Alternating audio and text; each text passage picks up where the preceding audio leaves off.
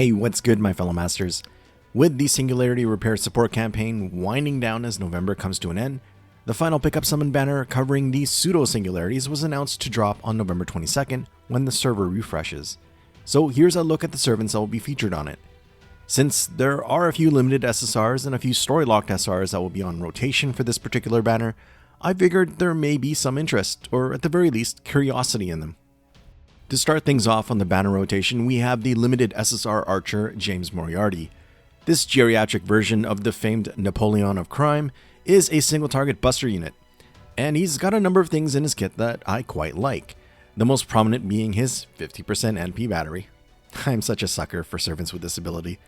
Furthermore, after some rank ups, Moriarty's skill set becomes fairly well rounded with a 1-turn ignore defense and invincibility, a decent crit star bomb to cover off some skill conditionals, a multi-turn NP damage boost, plus a party-wide attack increase. And then something that makes Moriarty the evil mastermind he claims to be, he can change his allies' alignment to evil. This is important because the party-wide attack buff he has essentially gets doubled up for those with the evil alignment. Overall, I think Moriarty has some tools in his kit that can be useful in boss battles, and could even find himself in a spot on a multi-core team, leveraging his large NP battery, party buffs, and his decently powerful NP. I'd say he's more than a solid choice to fill the role of an SSR ST archer, especially if you already have Coin Sky of Light and or a lot of evil alignment servants in your roster. But as I pointed out in an earlier video, waiting for a more versatile single target servant like Draco or Summer Castoria may be the better option. And if we look a bit further ahead into 2025, a really interesting SSR archer is introduced, Ptolemaeus, or at least I think that's how it's pronounced. Think Melusine, but an archer version with similar abilities. And it should also bear mentioning that the very capable welfare ST archer Chloe, who herself has an NP battery of 50%, will be available for those that missed out on her around September of next year. Though if you just have a soft spot for the elderly, but can't spare the SQ at this time, Moriarty will have future banners expected in March 2025 and 2026, and also in June 2025. For this banner, James Moriarty will be available from the 22nd to the 24th. Oh, and just a quick reminder to everyone that Moriarty will have a new interlude released with this Pseudo-Singularity banner under special unlock conditions. So the new interlude and his first interlude will be accessible even if you don't have him. On right up alongside Moriarty on the schedule is the story-locked SR archer Emiya Alter. This edgelord version of Emiya-kun is also a single target archer, but of the arts variety.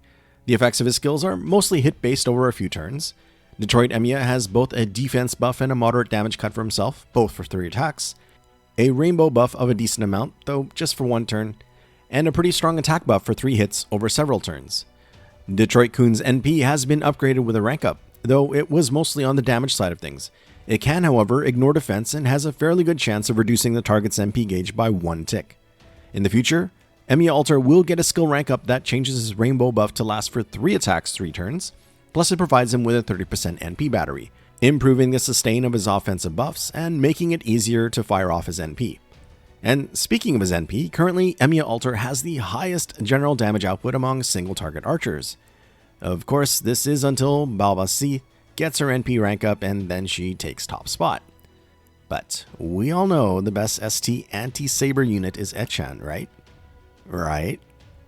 At any rate, if you're rolling for Moriarty to fill the need of an ST archer, then getting Emiya Alter instead would still give you such a unit to work with, and a powerful one at that. If you want to roll for Detroit Emiya, but the timing is just really poor, then I'm afraid there will be a bit of a dilemma here. Currently, Emiya Alter does not have any scheduled banners in the future. Though I'm sure one will eventually pop up, you will have to decide if it's worth it to try for him now. The next SSR to come up on the banner schedule is the permanent caster Scheherazade. This voluptuous storyteller and ultimate survivalist is an AoE arts unit, and she generally performs pretty well when used with double Castoria, though Scheherazade does have some tools for use outside of regular farming. She can reduce the MP gauge of one enemy for some stalling. If any of the enemies are male, then she can charm all of them for a turn. And after a skill interlude upgrade, Scheherazade can provide her allies with Guts that revives with 500 HP, alongside a separate Guts effect for herself. And she also has a specific niche against targets with the King trait, able to significantly reduce the attack of one of these types, plus her NP's overcharge effect is an unusually strong extra damage modifier against King enemies. In practice, there are only about 15 assassins and berserkers that have the king trait for ideal matchup scenarios, but regardless of that, Scheherazade can still be an effective AoE caster. However, since it's possible for her to spook on nearly any banner and the fact that will always be on rate up during the annual Valentine's events, I would say rolling for her now is not really warranted. Scheherazade's rate up will go from November 23rd to the 25th if you're interested in rolling for her on this banner. The rate up SR during Scheherazade's banner rotation is the permanent berserker Penthesilea. This Achilles-hating Amazon with abs for days is a single target buster unit. Effectively, she's Chaldea's specialist when needing to face males from the Greek mythos by virtue of her power mod buff giving her up to 100% more damage against them. Penth can also boost the party's attack and buster effectiveness for a few turns. A 3-turn debuff immunity and a per NP gain of up to 20% round out Penthesilea's skills. Her NP's overcharge is a multi-turn attack debuff on the target, assuming they survive the NP itself. I suppose the most noticeable thing lacking from her kit is not having some hard defense ability like an evade, invincibility, or even just the guts to survive an unlucky crit. A 3-turn debuff immunity is nice, but something more to make her berserker self less squishy would be preferred. As a DPS generalist, Penth is solid, but it's obviously when she's battling Greek heroes like Achilles or Heracles where Penthesilea really shines. That said, best to just let her come to your Chaldea through a spook rather than to roll specifically for her now. Unless of course you're all about those abs of hers and don't want to rely on something as uncertain as a spook. Then at least there will be another chance to roll for her in October 2025, so you can peacefully save SQ this time around. Following Scheherazade on the schedule is the limited SSR saber Miyamoto Musashi. This udon-loving legendary dual-wielding swordsman, swords waifu rather, is a single-target buster servant, and in terms of general NP damage, Musashi is one of the strongest in the game, and takes top spot among ST sabers, by a pretty significant margin. After an NP rank up, she even has a couple of niche modifiers, albeit ones that might seem a little odd from a practical standpoint. Musashi's NP will do extra damage against alter egos and moon cancers, which can be plausible targets with quests having various mixed classes more often than not. Her NP will also remove the target's buffs, and the overcharge is a 1-turn NP strength increase that activates first. She's got a few more tools for gimmicky boss battles, with a 1-turn ignore invincibility, a way to remove debuffs from herself, and even a 1-turn invincibility for emergencies. With this banner, Musashi gets a new skill rank up, which really improves her offensive sustain, with an extension of her first skill's duration. Now, for 3 turns, her normal attacks not only get a decent boost in power, but also double the amount of hits. I've been really looking forward to this upgrade for her. There's even a 3-turn damage cut added as a bonus. Overall, I think Musashi is a really good ST Saber, especially with this new upgrade. With its extended duration, her lack of an NP battery can be better mitigated by leveraging those double hits on her arts card, ideally with a mighty Brave Chain. So if you are looking for a single target SSR Saber, Musashi is quite a good choice in my opinion. Though I should point out that the next event will provide a welfare single target SR Saber. Plus, versatile single target units like Draco or Summer Castoria may still be better to wait for. But if you do want Musashi, but just need to prioritize a different servant for now, then we know she will have a banner in October 2026. There is also the possibility of a banner in September 2025, but that was related to the release of the Fate Samurai Remnant game, so that one's hard to judge if NA will get a direct counterpart. Another possibility is that Saber Musashi will get a banner alongside her Berserker version during the Fate Samurai Remnant collab event expected in January 2026. For this banner, Miyamoto Musashi will be available from November 24th to the 26th. There are 2 SRs that will be accompanying Musashi's rotation, both of them story-locked. The Saber class Yagyu Munenori and the Assassin class Kato Danzo.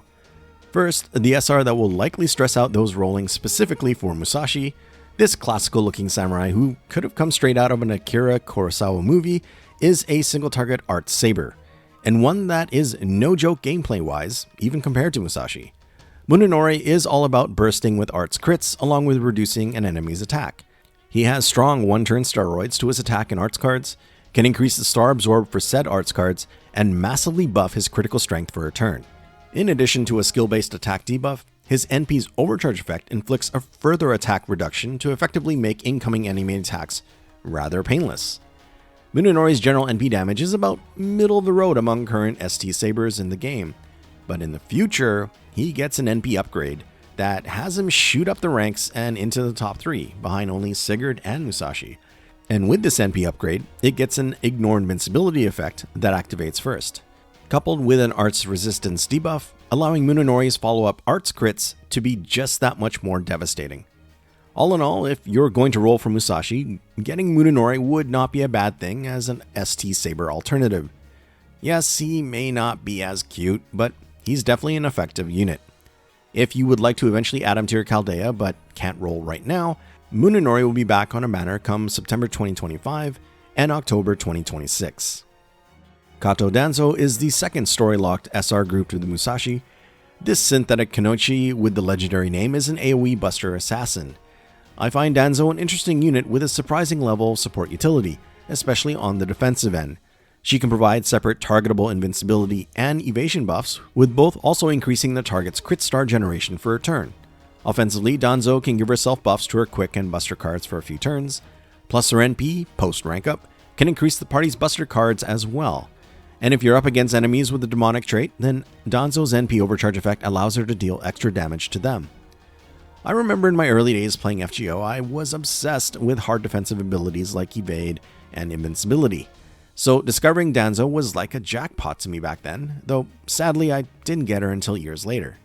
In general, I think Danzo can be an asset to those with smaller servant rosters, mainly for defensive support capabilities.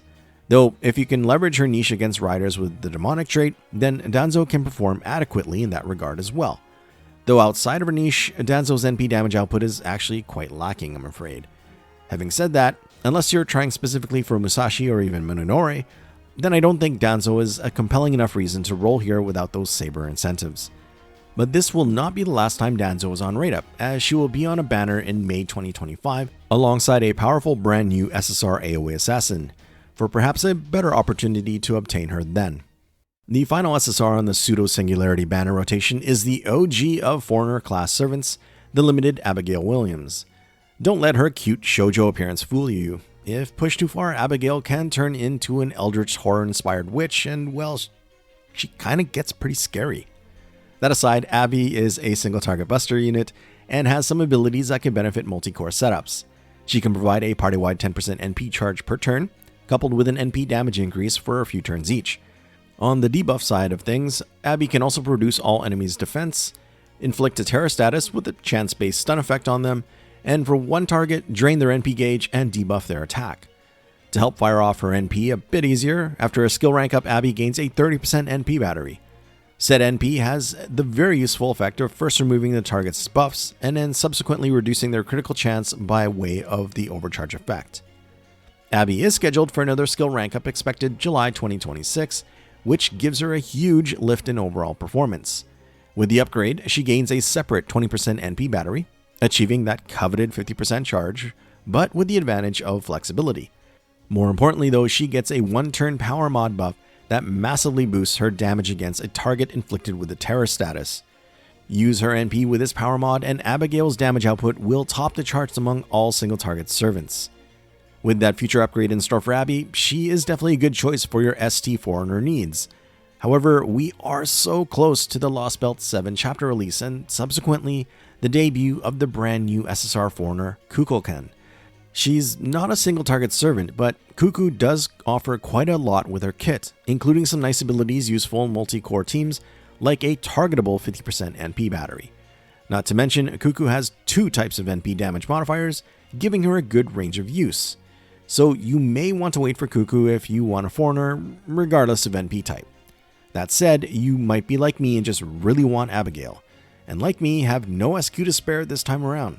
Thus, we're thankful that she will have another banner in October 2026. For this particular banner, Abigail Williams will be available to summon from the 25th to the 27th of November. Abby has a couple of SR casters tagging along during her rotation, the permanent Circe and the story-locked Queen of Sheba. The Kikion enthusiast Circe, with a penchant to pigify those that cross her, is a single target buster unit, and she's actually quite useful to have, mainly due to her massive NP battery that tops out at 120%. This allows her to nicely slot into multi-core teams when you're in need of an SD caster to take out a pesky lone assassin or berserker enemy in a particular wave. Circe can also debuff all enemies' defense while inflicting poison on them for a bit more offensive contribution at the appropriate time. She's capable of removing debuffs from the party while simultaneously increasing the party's crit star generation for a few turns. Circe's NP can lock down most targets with a stun-like effect, and after a rank up, her NP will also remove the target's offensive buffs along with a reduction to their crit chance. While there is a free option of an ST caster with a large NP battery available in the permanent 3-star Medea, Circe's overall NP damage is significantly superior, and I found her to have come in handy with certain 90+ farming quests when the SSR ST caster Sanzang couldn't be used due to higher party cost. Still, unless you're going for Abigail specifically here, it's probably best to wait for Circe to eventually come by Spook if you don't already have her.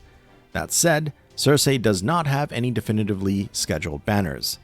There is a possibility for an NA counterpart of the Fate Samurai Remnant release campaign come September 2025, or like I speculated for Musashi, a potential addition to the banners for the Fate Samurai collab we'll get in January 2026. And then lastly, we have another cute fluffy-eared waifu, the Queen of Sheba. This money-obsessed and, shall we say, lightly dressed caster, to put it mildly, is a single-target arts unit, one that I think is kind of overlooked among her peers. She brings two nice party-wide buffs to the table, one that boosts everyone's attack, and the other an increase to the party's arts and buster cards. Just for herself, Sheba has a huge 1-turn crit damage buff with a 1-turn ignore invincibility effect attached to it, and she's capable of supplying a modest amount of crit stars as well. Her NP's overcharge effect provides some nice debuffs to the target, lowering their defense, attack, and healing rate for a few turns. From what I've seen, I think the one thing that prevents her from being used in more multi-core teams that call for an SD caster is her lack of an NP battery. Her not having one can pose a bit of a challenge to get her NP gauge filled up, even with supports like Castoria and Oberon, a max append 2 skill notwithstanding, especially in comparison with a unit like Summer Charlotte Corday covering the arts aspect. The good news, with this banner, Sheba gets a new interlude skill upgrade, which brings her attack buff up to modern standards, but more importantly gives her a 30% NP battery. Now with a maxed out append 2 skill, it will be easier to get her NP gauge to 100% with the usual supports in those instances like Castoria and Oberon. I'm actually looking forward to using Sheba more often since a cultured master like me quite likes her character design. Though don't get me wrong, Summer Corday still has the overall advantage for an ST Arts caster. It's just nice to have some servant options, you know? If you can appreciate Queen of Sheba's appeal, then there is a bit of a dilemma here as there are currently no known future banners for her. But as much as I like her, I just don't think rolling for her specifically here is warranted, unless of course you're going for Abigail. That said, it is likely Sheba will eventually get another banner at some point. Well, that's the final banner lineup for the Singularity Repair Support Campaign. I certainly hope this was of some help, and if it was, then I would really appreciate it if you could smash that like button to help out the channel. So for this banner, does anyone in particular catch your eye? Please let me know in the comments. And for those that will be rolling on this banner, wishing you all the luck to get your waifu or husbando. Many thanks for watching, and until the next one, cheers everyone.